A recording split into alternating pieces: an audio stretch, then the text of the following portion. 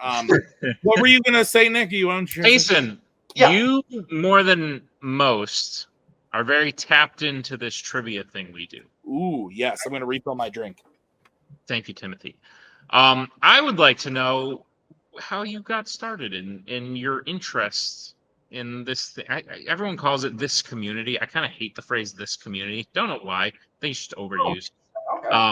I honestly, I just think it's overused. But in this thing we do, like, how did you get introduced? Yeah, I'm not going to pretend. I was a big fan of the Schmodown.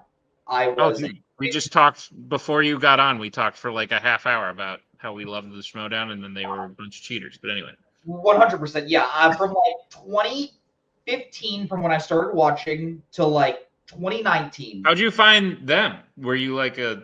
I was a Screen Junkies fan first, and then I was carried over to Schmoes No, and then I started watching Schmoes No Show. Gotcha. And there, and for like 2015, 2019, loved it. Absolutely loved it.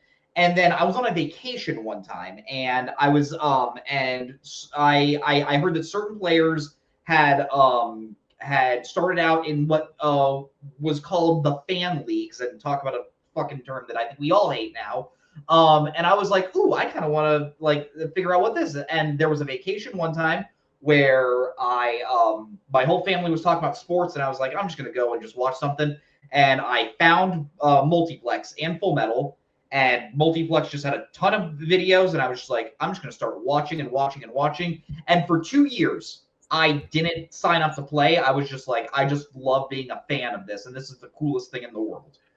That's what I was going to ask, because I couldn't remember the exact time you joined, but I knew it was like later than the big rush. I started in 2021.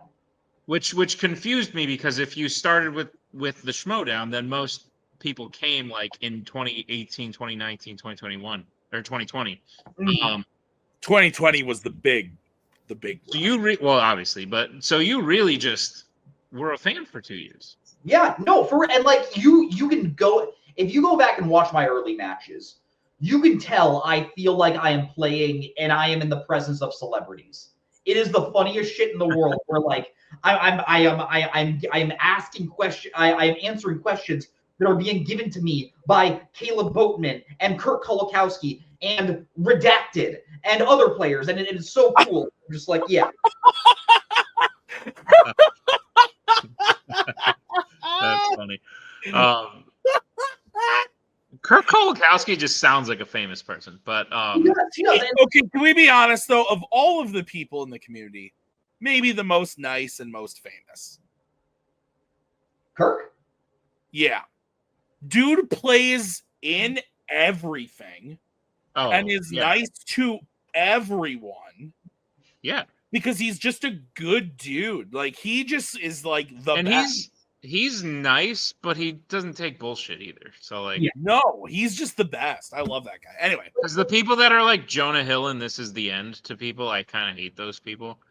But like, Kirk's genuinely nice to everyone, and if you give him bullshit, he won't take it.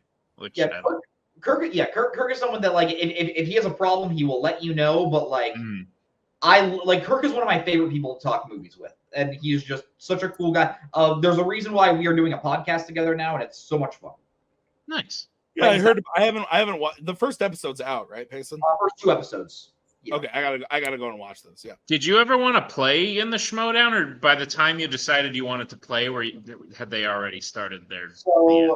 So it's funny. When I came in 2021, I was like, man, this is gonna be a cool like stepping stone. I can like build myself maybe out for like a year and a half.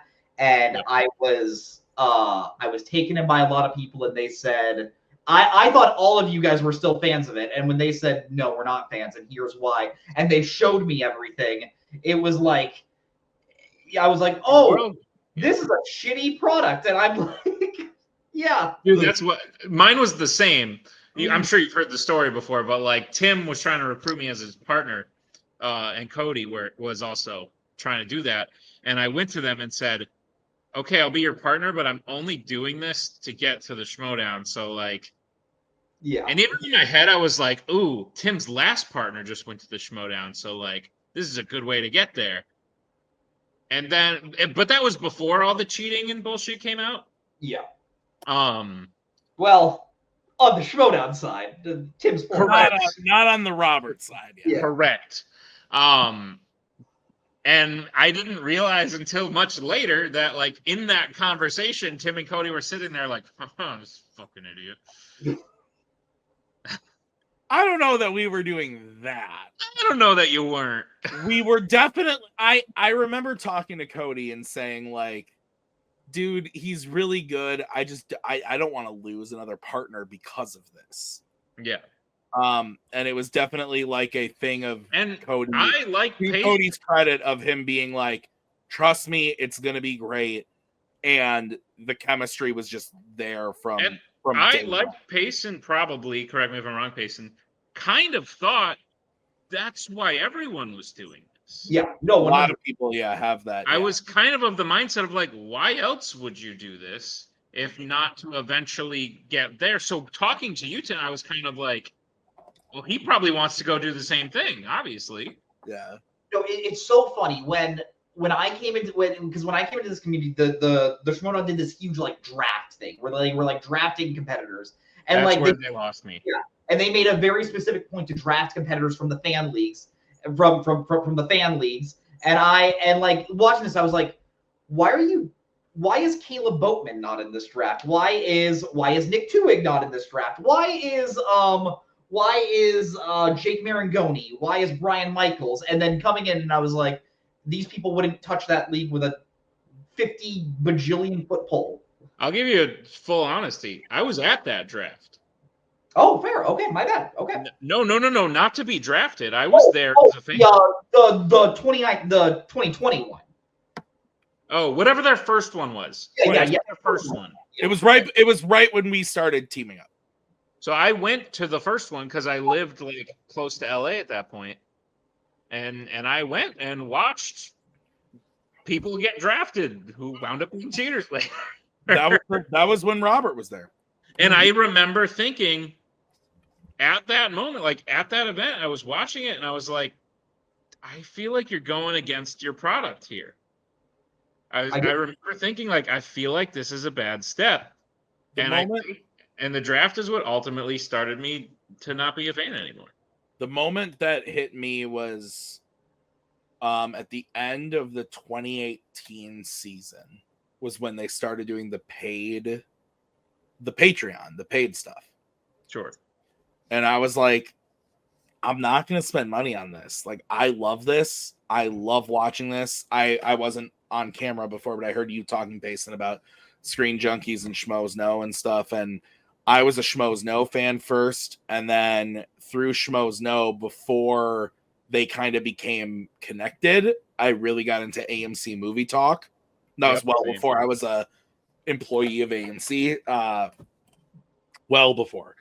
And so then when the whole Collider thing, like, when they connected there, like, I had been a fan of Schmoes Know for such a long time that when they were doing Schmodown matches on the show, it was just like a fun, like, you got games. It was like, it literally was that. It was, no, we're not doing it. But it was like that.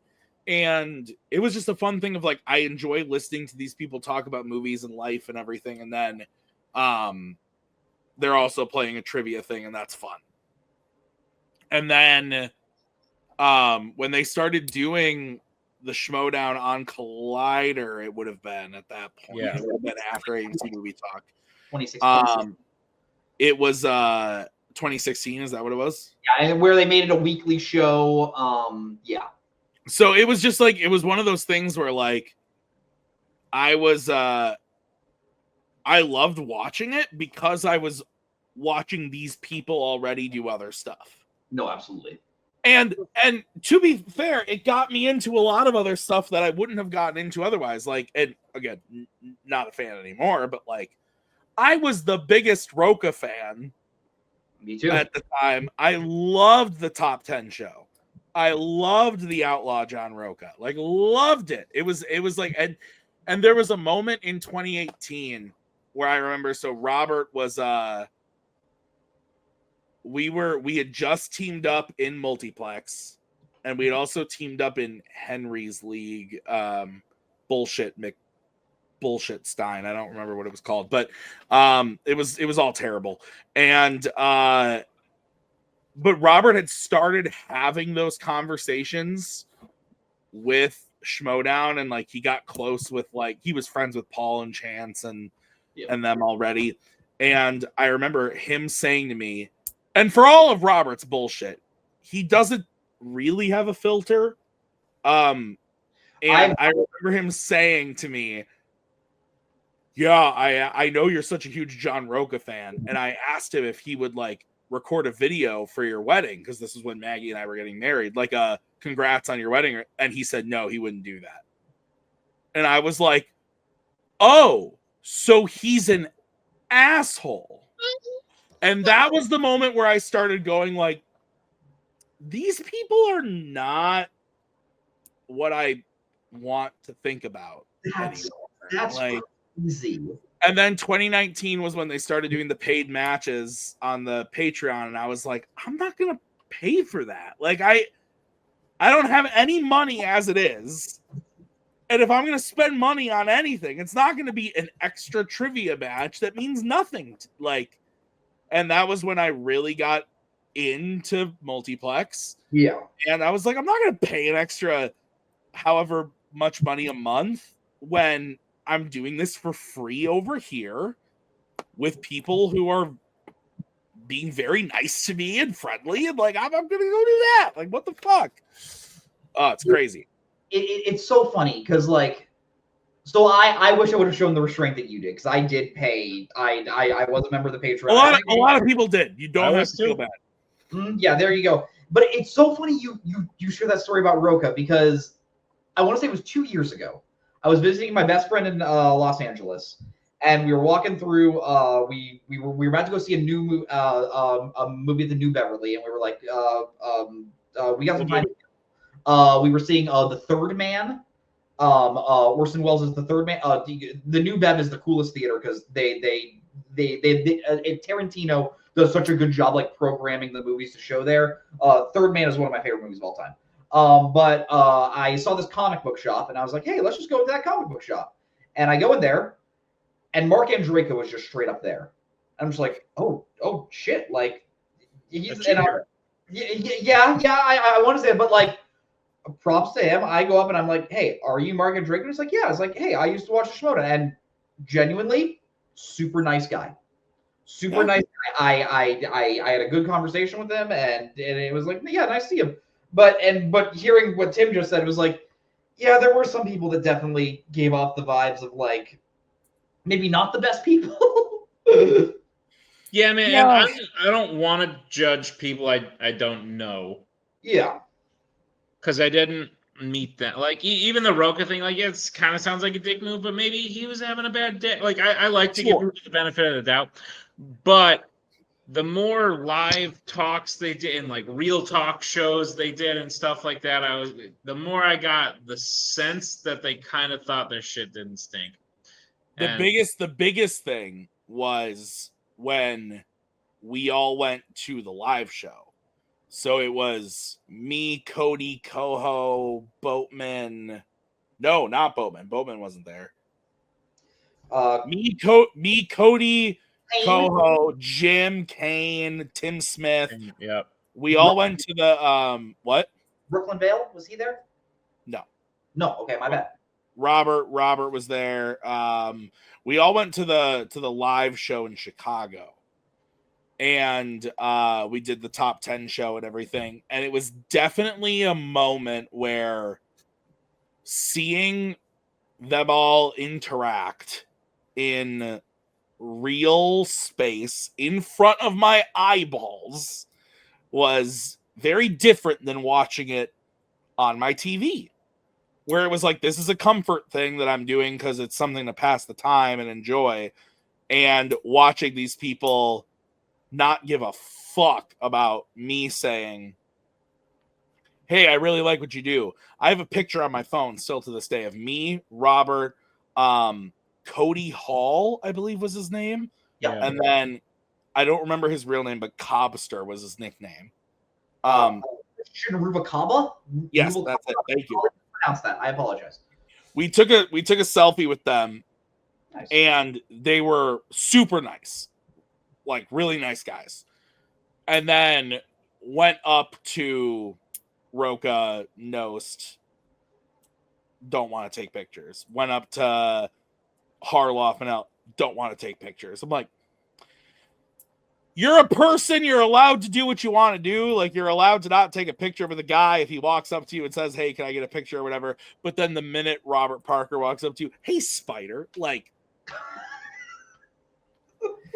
it just like, that was one of those moments where I think me, Cody, both were very like, Yeah. holy shit. And to tie into the conversation we started this episode with, the things that they were confirmed to have done or speculated to have done. There are things that are confirmed, and there's a lot that was speculated.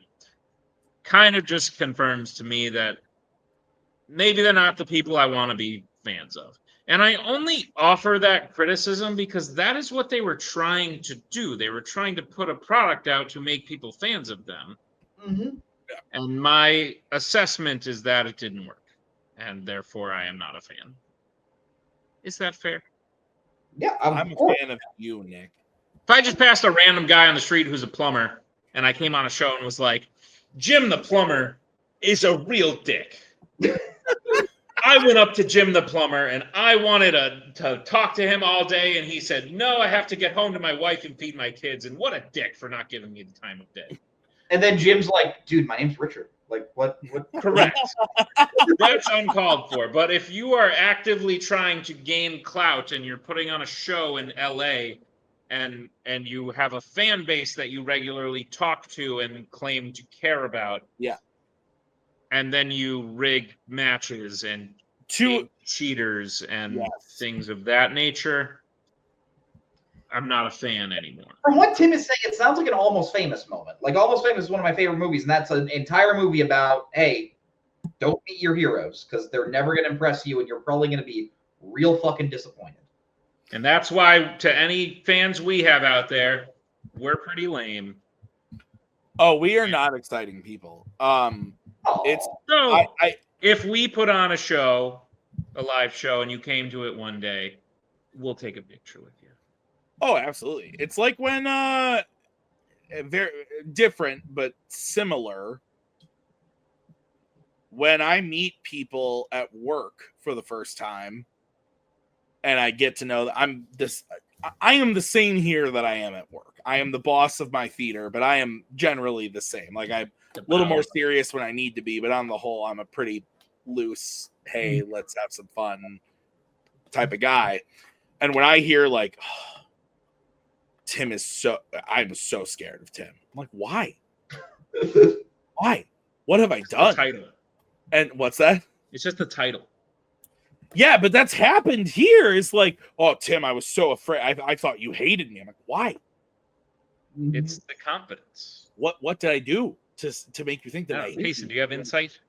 Oh. Were you ever afraid of Tim? Do you want full honesty? 100%. Absolutely. It's round 4. Okay. Before I came into this community and I would watch Tim play, I was like, wow, this is a very competitive guy, and it doesn't seem like the most fun person to play against. Oh, that's knowing and talking with Tim outside of the game, I'm like, super cool guy. But I cannot lie, when I was watching and I didn't know you guys, I was like, Tim seems like a lot. And no, I think players. That is a totally fair assessment. And I think actually a lot of us have that. Now that you put it that way, that's interesting because there are a lot of people that I think Kirk is a phenomenal example of a man where if you saw what went into Kirk setting up and playing a debate, you would think that Kirk was the most high-strung, horrible person you've ever met. But Kirk, I love you. You're phenomenal. You're beautiful. Don't change a thing.